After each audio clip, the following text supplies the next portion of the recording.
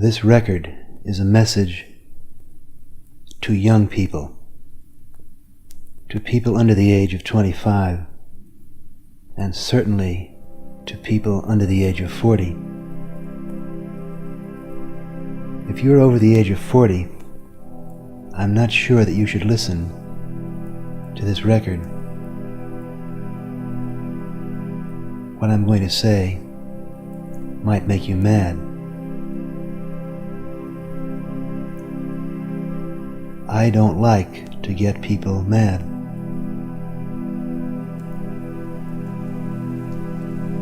I particularly don't like to get people over the age of 40 mad, because these are the people who have guns and handcuffs and prisons, a wide variety of instruments of metal with which they punish people who get them mad. Young people, for the most part, aren't so concerned with control and power. They're much more involved in having fun, being curious, exploring their sensual equipment, making adventurous explorations, making love, trying to learn what it's all about.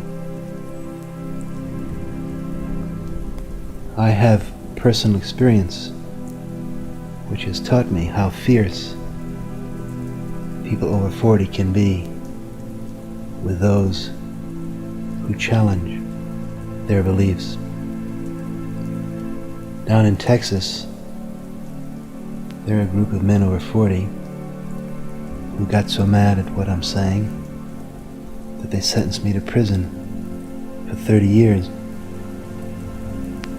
And up here in New York State, there are another group of men over 40 who want to put me in jail for another 16 years for saying the sort of things that I'm going to say on this record. I'm cutting this tape on the 3rd floor of the Castalia Foundation in Millbrook, New York. The Castalia Foundation is a psychedelic center, a place for consciousness expansion, a spiritual retreat, a center for experimentation in the use of psychedelic or mind-opening drugs. As you would expect from a place designed to produce beautiful experiences, the Castalia Foundation is located in a beautiful spot. I can look down on acres of green lawn. Down there on the left, underneath the trees, I can see a meditation house, a one-room jewel box where people go for a few days or a week at a time to live in silence, cut off from the pressure of the world.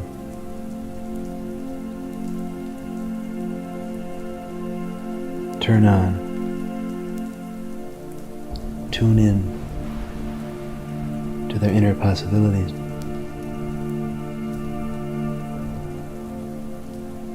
Just beyond the meditation house, there's an iron gate which leads down stone stairs to a meditation garden.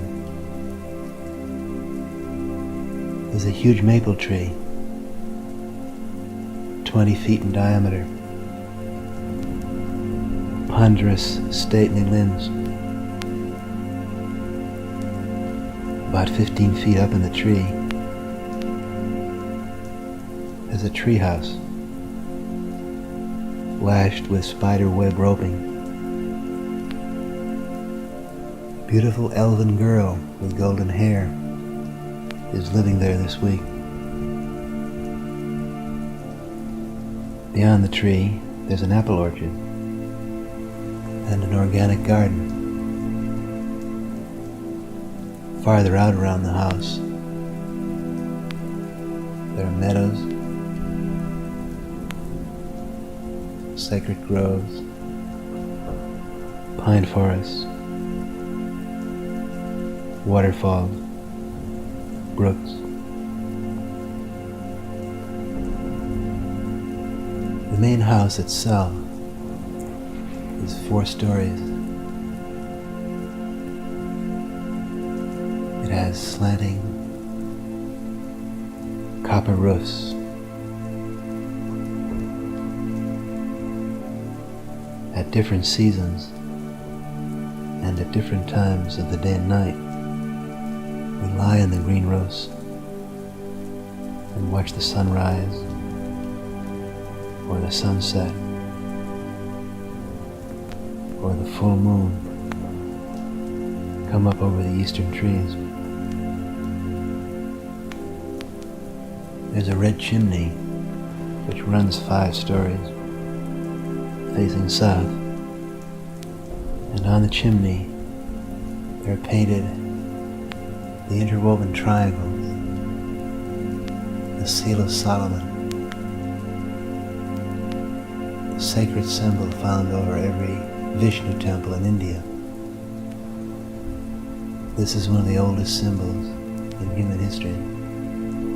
For thousands of years, men who have studied the expansion of consciousness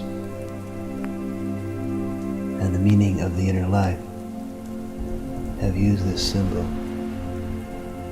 to indicate the merging of opposites to make the new,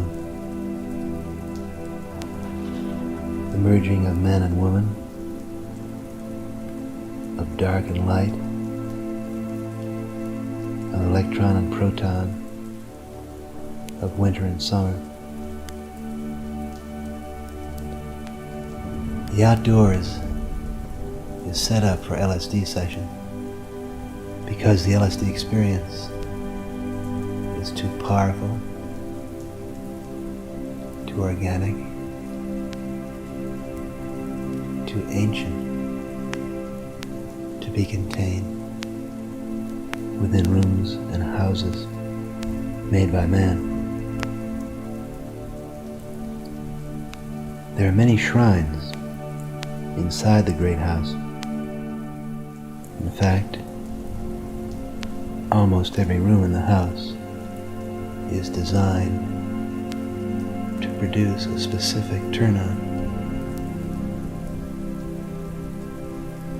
There are several rooms specifically designed for the sensory enhancement which is created by marijuana.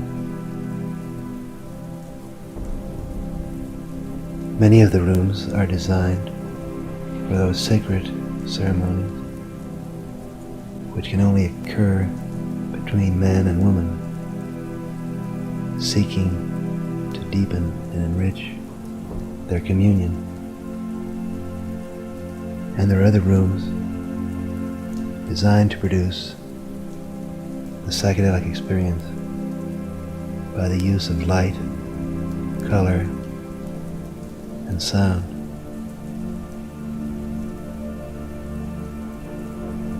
I belong to an ancient trade union of spiritual teachers, scholars of consciousness, who prefer to work not in lecture halls or recording studios, but far away from cities and symbols, with small groups of people, exploring without the pressure of time and space the endless realms within. If I had my way, and when I had my way, I would invite anyone who wished to devote his time to the inner quest to join me in a center such as this, and we would learn together and experience together how to reach the 5 levels of consciousness which are available to a species like ours with our particular repertoire of cellular and neurological equipment. I would teach you how to sleep consciously, how to use symbols consciously and aesthetically, how to enhance and intensify your senses, how to contact the ancient wisdom of your cells, and how to reach those flashing energies which exist inside your body, which men for thousands of years have called the inner light. Such a program is not an idle fantasy. In the summer of 1962 and 63, with a group of 40 Harvard graduate students and young professional people, I participated in such a training program in a small fishing village in Mexico. We had rented a hotel there, which was a mile away from town, on a dead-end road. The hotel was a series of cottages scattered along a cliff, with a long winding stone staircase leading down to the beach, a private beach which stretched a mile down the ribbon of surf and sand. Life in our center there was entirely out of doors. The air was clear and scented with a salt breeze and the perfume of flowers which grew up the cliff. People wore bathing suits and shorts and went barefoot. The food we ate came from the bay in front of us or from the fields which grew behind the hotel. Nothing came in wax containers or plastic boxes. There was no electricity. At night from the beach, you looked up and saw a continuous dance of moving candles. There were no clocks, except that every 15 seconds the surf broke a mile down the beach and came cannonading along the strand, the ticking of an ancient timepiece which ourselves have been listening to millions of years before clocks were invented. The main business of this center was the taking of LSD.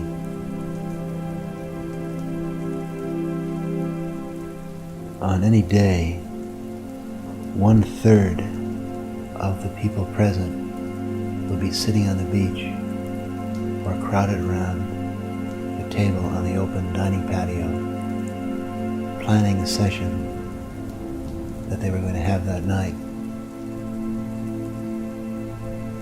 while another third would be hidden in the session rooms or wandering far down on the sand in the middle of an LSD session. And another third would be clustered in awed and bedazed roofs, reporting on and recording the session they had just finished. There's a lot of rain in the Mexican summer, and almost every afternoon, late, and every evening, a brief thunderstorm would pass over the bay.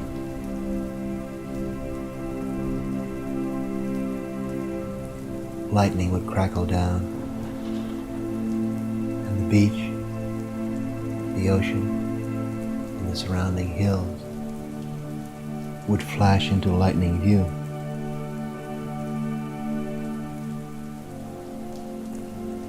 The night sessions would usually end in the water as the LSD Voyagers would float out to watch the first rays of the sunrise.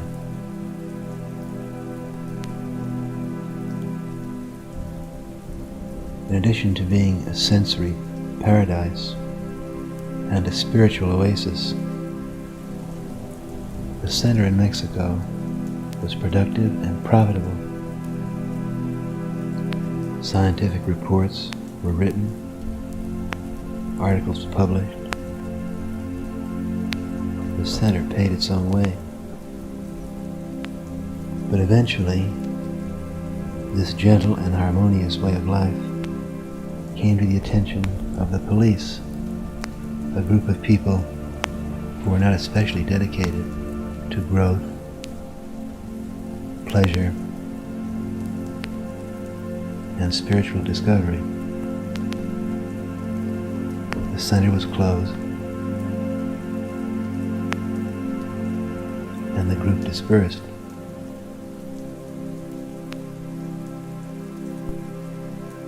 There's one interesting sidelight on the deportation proceedings.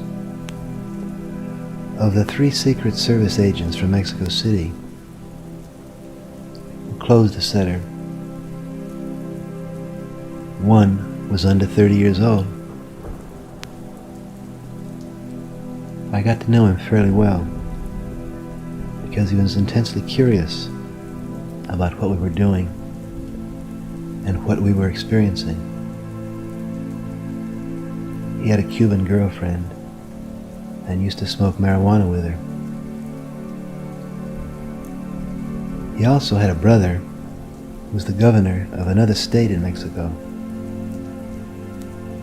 And after checking our books and interviewing our members, he took me aside and said, "Senor Leary, you have going here the greatest gold mine that the tourist business has ever seen. All of your guests feel that you are not charging enough money, and none of them ever want to leave your hotel.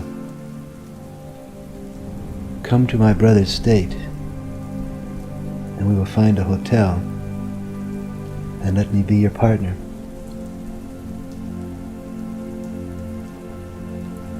That was our summer of pilgrim wandering. We wandered from Mexico down through the Caribbean to the French islands, the British islands, looking for 1 square mile of ground on this planet where we could live quietly, expand our own consciousness, contribute handsomely to the country in which we live. But such a place was not to be found, free from political or religious interruption. If today I could find 1 square mile of ground on this planet, there would be several 100,000 people who would be willing and eager to join our exploration. But no such place seems to exist.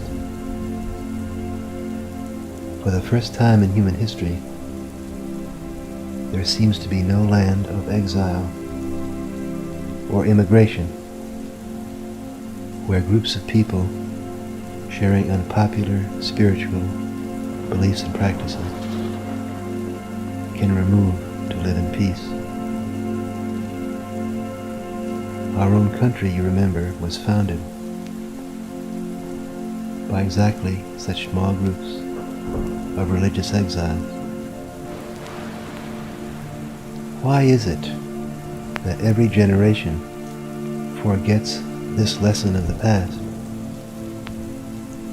Why is it that each generation harasses and persecutes its gentlest, wisest, and holiest men, exactly those men that succeeding generations will revere? The answer to this question has nothing to do with intelligence or social prejudice or conservatism. The answer is neurological. The nervous system of the adult human being is so set up that it registers intense neurological pain when confronted with an idea or method which liberates man from his addiction to symbols, from his addiction to the current tribal symbol system. Early in the life of every mammal, in the first few days, as a matter of fact, the nervous system focuses on a nearby object that moves and makes noise, and around this imprinted object, the conditioned symbol system that comprises the discriminating, perceiving, and executing mind. Most human beings, in the early days of their life, have imprinted a moving, noise-making event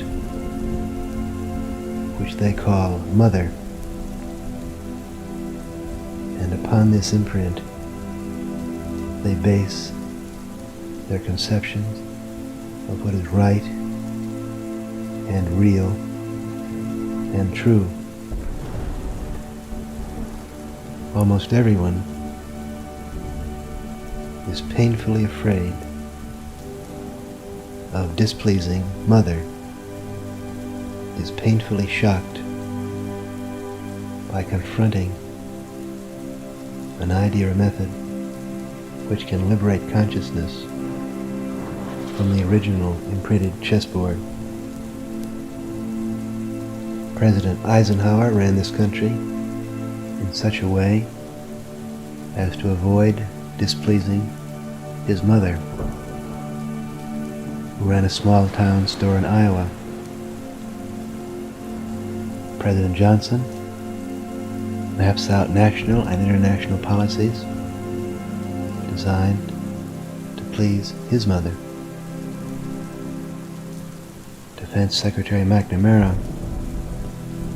moves millions of men and machines in such a way to please a mother who must have indeed been an extremely tidy and efficient woman. But who is a mother afraid of? Mother is afraid of grandmother, and grandmother imprinted her chessboard of values and realities about 100 years ago.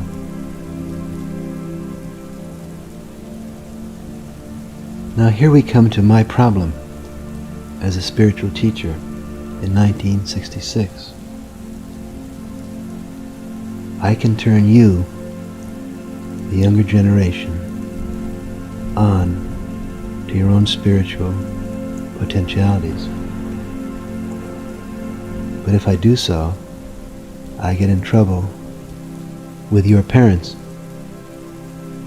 But that's not completely hopeless, because I can also teach you how to turn on your parents and gently and lovingly open them up to some of their possibilities. But the hitch here is that your parents are imprinted on grandmother, and grandmother is dead, and I can't turn her on. About 6 years ago, after my first series of psychedelic sessions, I realized that it was within my power to select and play almost any game, or even to deal myself out of games entirely. I decided at that time that the game I wanted to play was to become the holiest and wisest man of my generation. Specifically, to expand and elevate the consciousness of the entire human race. Now this may sound like a surprising ambition, but I don't see why. If you can select any game, why not pick the most exciting and challenging game around? With full knowledge, of course, the knowledge that comes from a contemplative series of LSD sessions, that all human games end in a tie, and that the chances of succeeding in any human game are always statistically dubious. After 6 years of trying to become the holiest and wisest man of my generation, I'm ready to make a progress report. The way it looks from here, I have about 1 chance in 10 of reaching my goal. It still looks like a good gamble to me.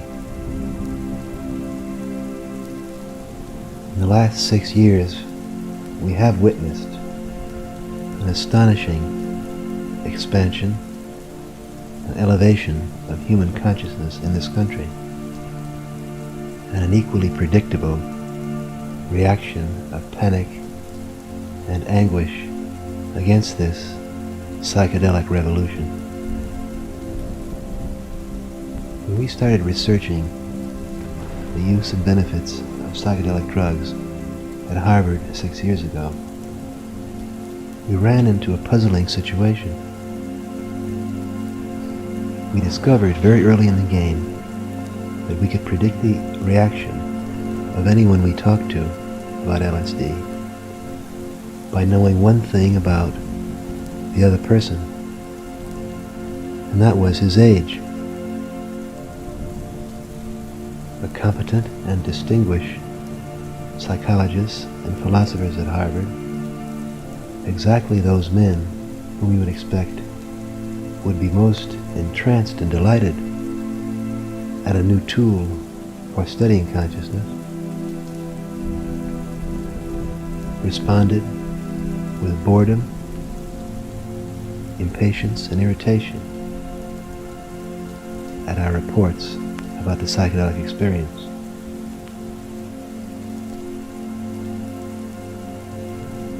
The graduate students were interested and eager to do research in this new field. The undergraduates were enthusiastic and unstoppable in their search for this experience. And what was most shocking and dangerous to my safety and tenure at Harvard was the fact that high school kids were the most interested of all. We thought about this situation for some time and then reached the obvious solution. Of course, what we were running into was the oldest law in the history of human knowledge. It always takes one generation for a new idea to become accepted. The imprinted symbol systems of the older generation cannot tolerate and indeed shriek with neurological pain at any idea or method which promises to change the game. Since we had no desire to cause pain, we redirected our communications and deliberately chose to beam our message to the younger generation. In the imprinted symbol system of mother and anyone over the age of 40, the word drug means two things: drug, doctor, disease, or drug, dope fiend, crime. No amount of reason, logic, or experimental evidence is going to change this deeply conditioned reflex. On the other hand, to people under the age of 25, the word drug means a wide variety of possibilities. Drug can mean fun, energy to study for a test, ecstasy, enjoyment of music, enhancement of the senses, religious revelation, expansion of consciousness, acceleration of learning.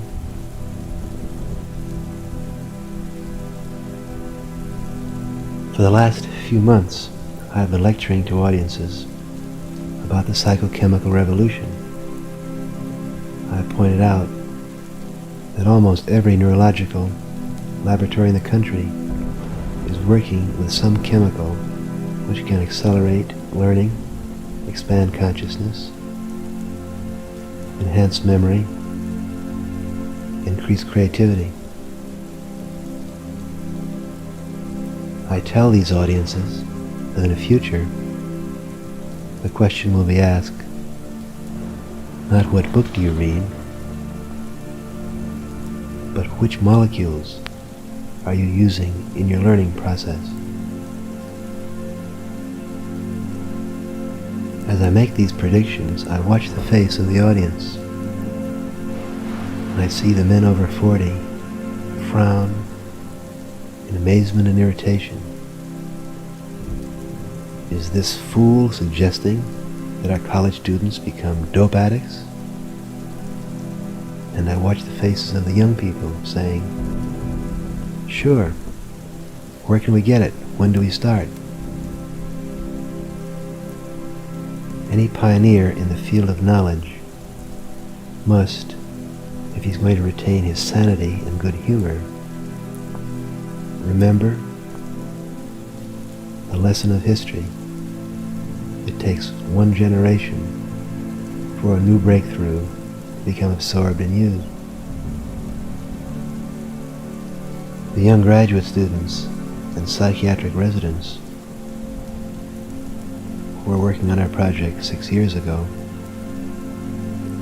have now moved up to positions of responsibility in the universities and clinics. The undergraduates are now just about ready to take over, and the high school students of 6 years ago are now graduate students. The next 6 years will be a period of dramatic change in regard to the social acceptance of such psychedelic drugs as marijuana and LSD. By 1970, we'll have our first LSD congressman and our first marijuana smoking judges. You can see this slowly evolving change taking place right now. The New York Times, which used to be considered a liberal magazine, is written by lovely, dignified gentlemen in their 50s. were horrified and confused by the psychedelic revolution. The New York Daily News, which considered a highly conservative right-wing newspaper, takes a breezy, open, and amused posture towards LSD and marijuana. Why? Because the average news reporter is in his 30s. Over 1/3 of the researchers and editorial assistants on Life magazine have smoked marijuana or used LSD, and by 1970 this figure will have doubled. But now that the psychedelic battle has been won, where do we go next? What should be the goals and strategies of a psychedelic generation? I have 3 things to say to young people who are growing up in a psychedelic world. Turn on, tune in, and drop out. First, let me tell you about turning on. There are as many levels of consciousness as there are anatomical structures in your body for receiving and decoding energy. The 5 most important levels of consciousness are sleep, symbol, sense, cellular awareness, and molecular consciousness. Each of these levels of consciousness is based on anatomical structures in your body, and each level is attained through chemical means.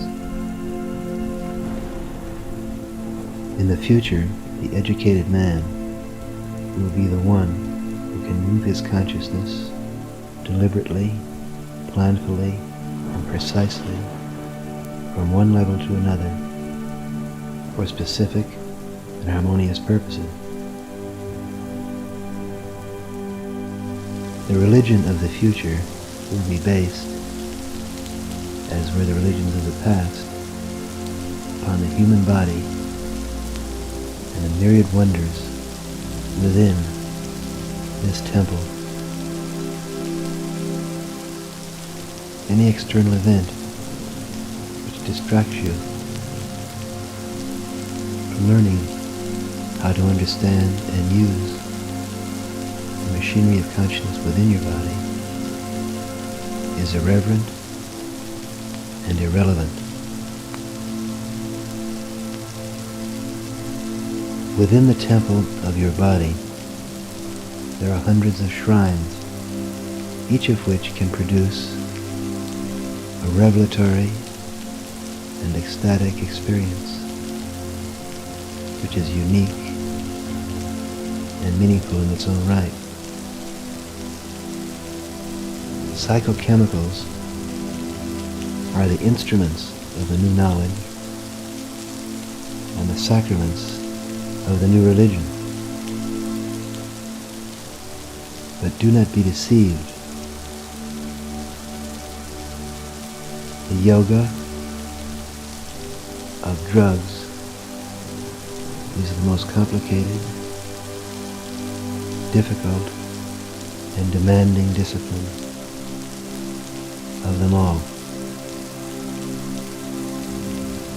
Our present adult culture is based on 2 levels of consciousness and uses drugs promiscuously and lavishly to produce these 2 levels of consciousness: sleep and symbolic game-playing awareness.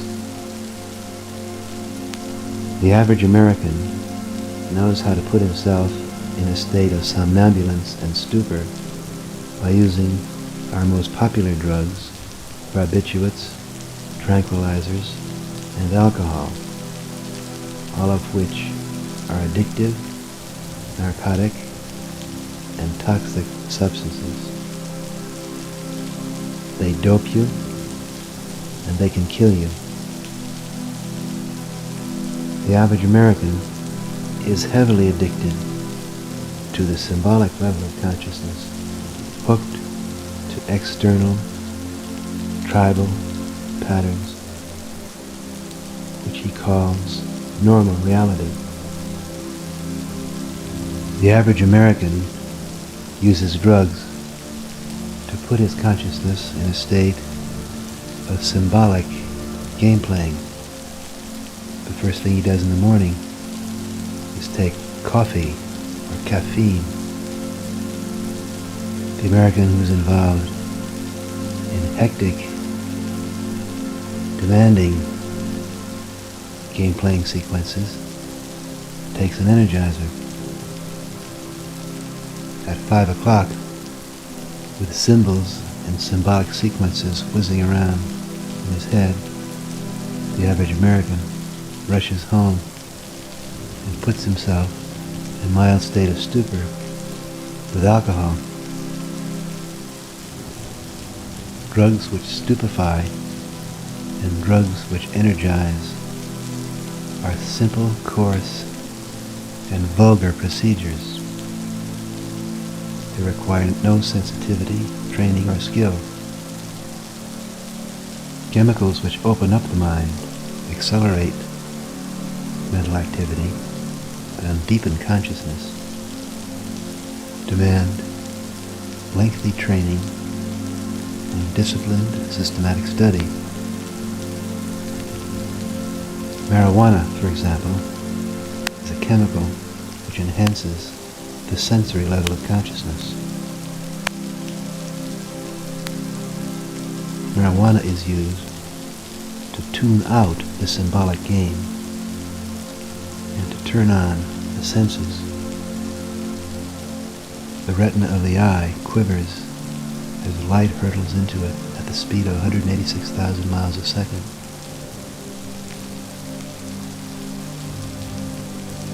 The delicate membrane of the ear trembles to the dance of sound waves.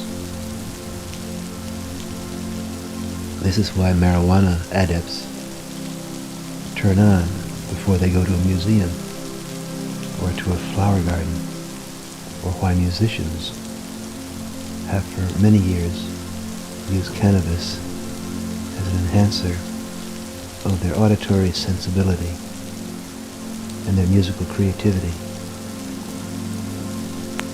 It is also well known that marijuana enlivens the senses of taste and touch and smell. Just mention food to the novice smoking marijuana, and he suddenly discovers he's ravenously hungry and that food has never tasted quite so good before.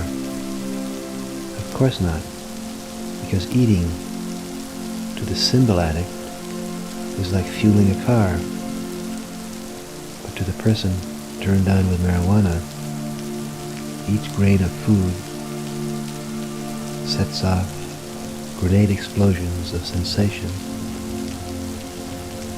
in the taste buds of the tongue.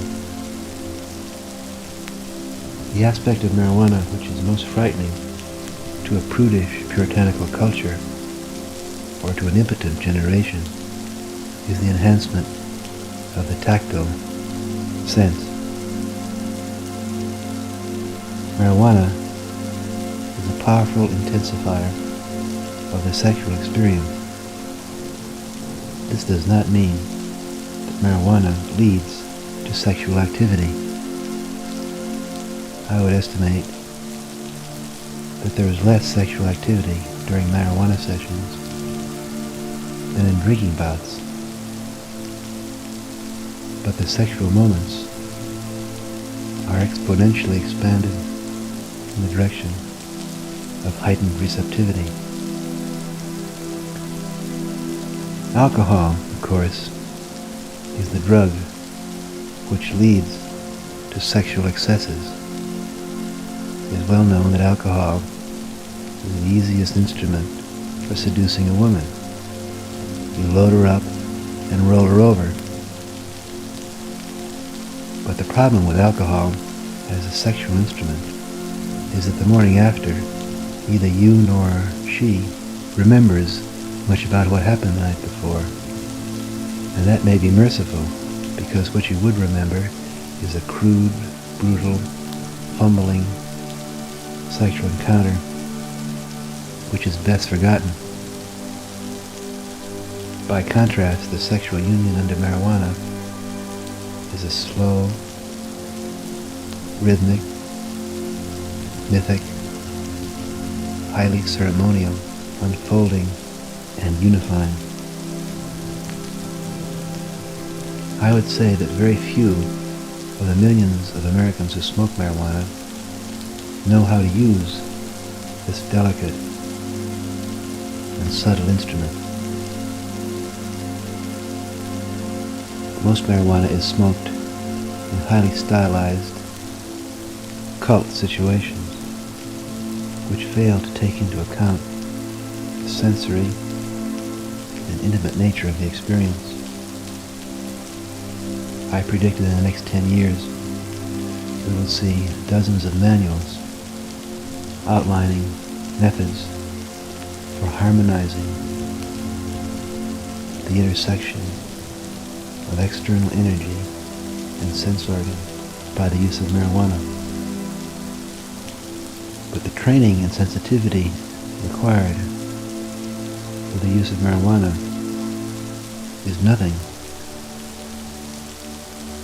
compared to the knowledge and preparation required for the harmonious use of the stronger psychedelic drugs, such as LSD. Of all the methods of conscious expansion, education, and spiritual growth developed by man in the last 4,000 years, most demanding, most challenging is LSD.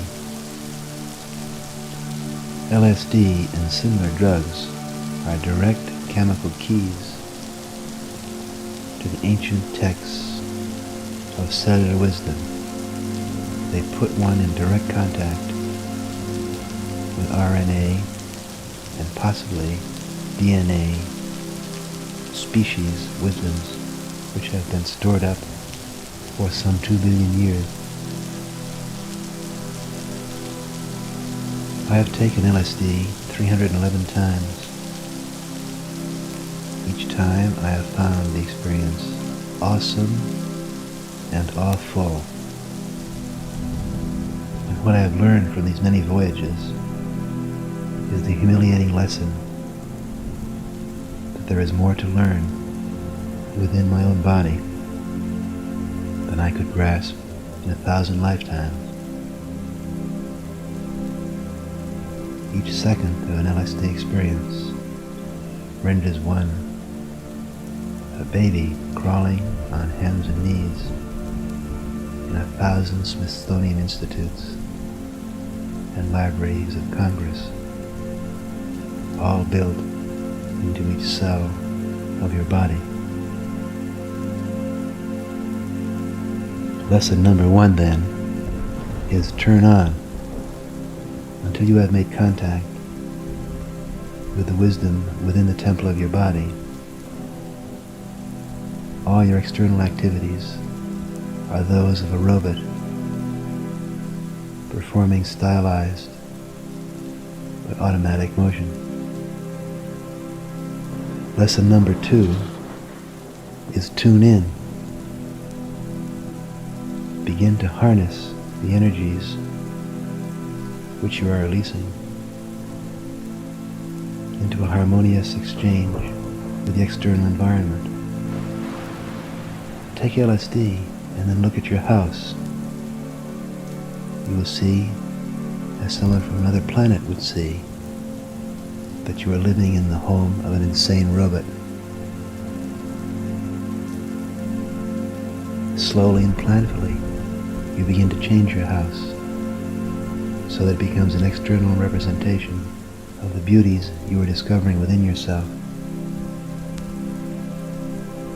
As you continue to listen to the wisdom of your cells and to the direct energy explosions on your nerve endings, you will find yourself systematically altering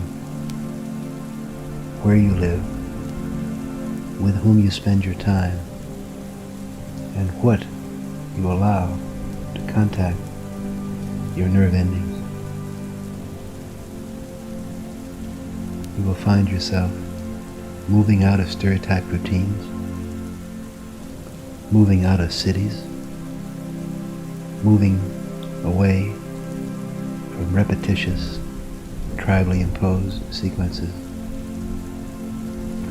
You will find yourself slowly dropping out. As you tune in through turning on, you will realize that you belong to a new and mutational species, that you are sharing this planet with a highly energetic,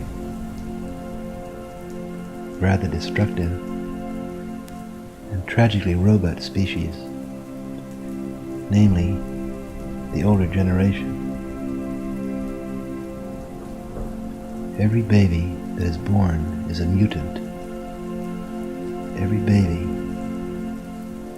is the genetic code's newest and most creative answer to the problem of adapting to the other forms of life and energy on this planet.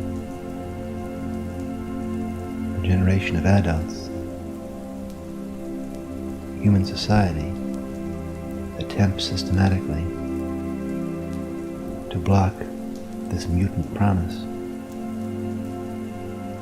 Your job is to drop out, to planfully, lovingly, gracefully detach yourself from the insane rituals and social pressures which surround you.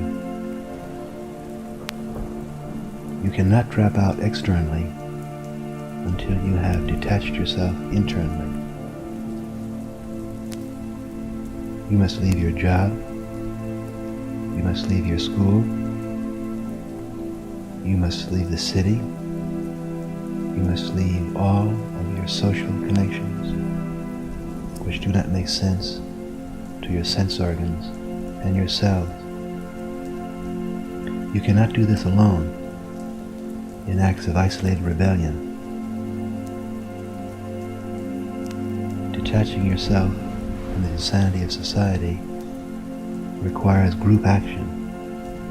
Your cells will tell you that you are a primate, a tribal animal, one who moves in groups or packs. No man can escape the prison of robot society by himself. Once you have tuned in by turning on, you will see that it is easy to leave the game.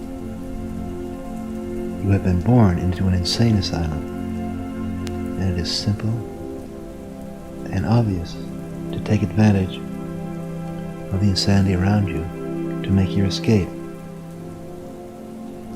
One of the most obvious symptoms of the current social insanity is man's lemming-like rush to the cities. Take advantage of this insanity. You will find within 3 hours' drive from any American city, deserted towns, deserted farmhouses,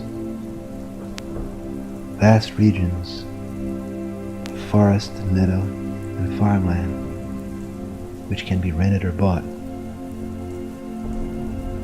As the insane society of adults around you rushes to enslave itself to machines, you will find an increasing market for craftsman-like work,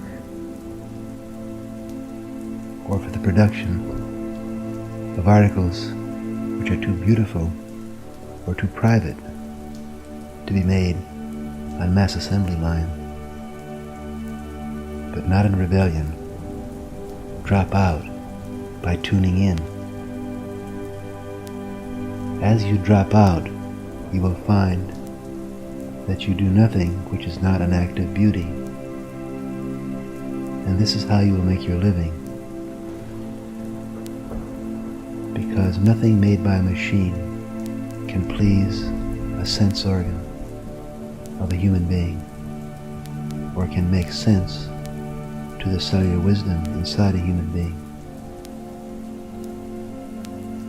Every time in the last few weeks that I have repeated this message, turn on, tune in, and drop out, I have been besieged by entreaties from my middle-aged friends. You can't say that, they tell me. But what I am saying is not reckless advice. It happens to be the oldest message of human wisdom. Look within, find your own divinity, detach yourself from social and material struggle. What is reckless is the American education system today, which puts young people on a mass assembly line geared to produce robots. American education does neurological damage. The schools and colleges of this country are designed and supported by parents who wish their children to become like them, which means like grandmother.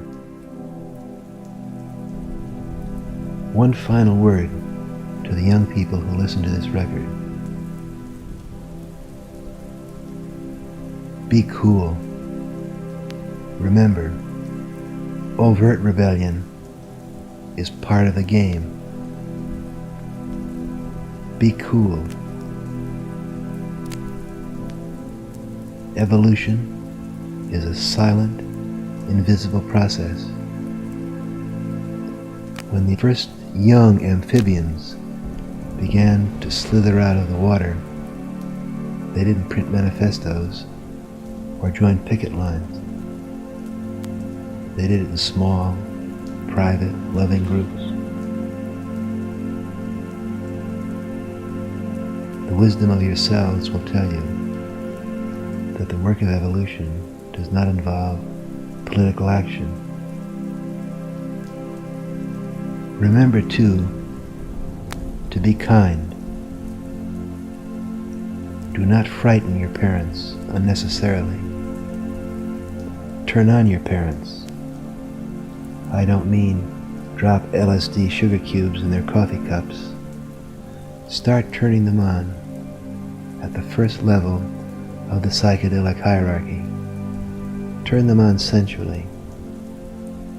You see your mother as a symbolic creature, but she's actually a bundle of millions and millions of sense organs, of sensory cells. However symbol-addicted mother may be, she's basically a living organism with billions of neural cameras tuned to external energy. Don't use symbols to frighten her. Don't upset her symbol system. Go to visit her and delight her sense of smell with a flower. Delight her sense of taste with a new food. Delight her sense of sound with the rhythm and harmony of your voice. Turn her on without drugs. Be cool, be kind, turn on, tune in, drop out.